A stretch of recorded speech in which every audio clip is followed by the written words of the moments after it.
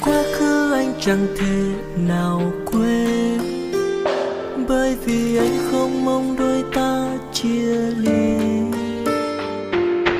Ngồi nhớ em anh lặng nhìn mây, mây trôi đi về đâu không thể giữ lấy. Anh vẫn nhớ mãi nụ cười em khi em ôm anh từ đằng sau thật êm đềm.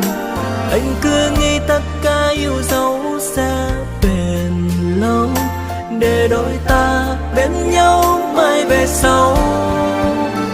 Nhưng không thể nào em ơi, tất cả yêu thương giờ vỡ tan rồi. Không thể em ơi, phải chi đừng nói yêu nhau suốt đời. Em đành buông tay, anh không thể giữ lấy tay em lại. Giờ anh biết phải làm sao, chỉ muốn được bên em thôi. Dẫu biết yêu thương chẳng thể quay về, nên đành nhìn mây bay về cuối phương trời. Nơi ấy bình yên không em, có ấm áp yêu thương như nơi này. Nơi anh vẫn chờ đợi em.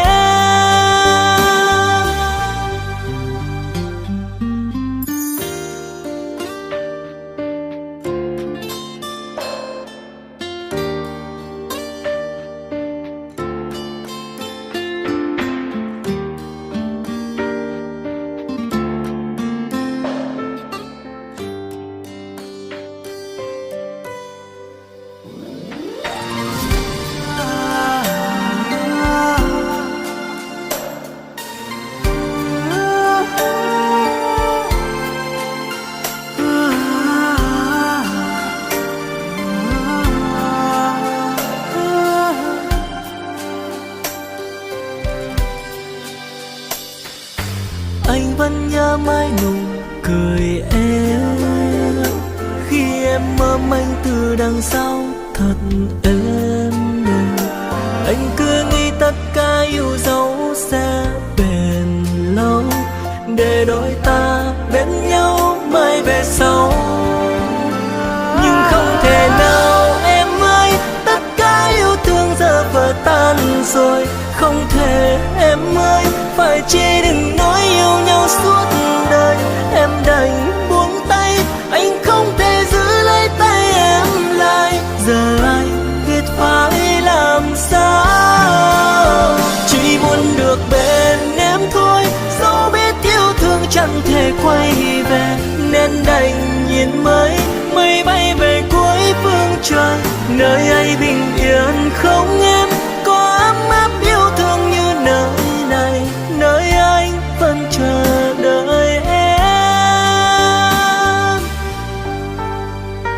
Nhưng không thể nào em ơi, tất cả yêu thương giờ vẫn tan rồi. Không thể em ơi, phải chi đừng nói yêu nhau suốt đời. Anh đành buông tay, anh không thể nào giữ em. Giờ anh biết phải làm sao, chỉ muốn được bên em thôi.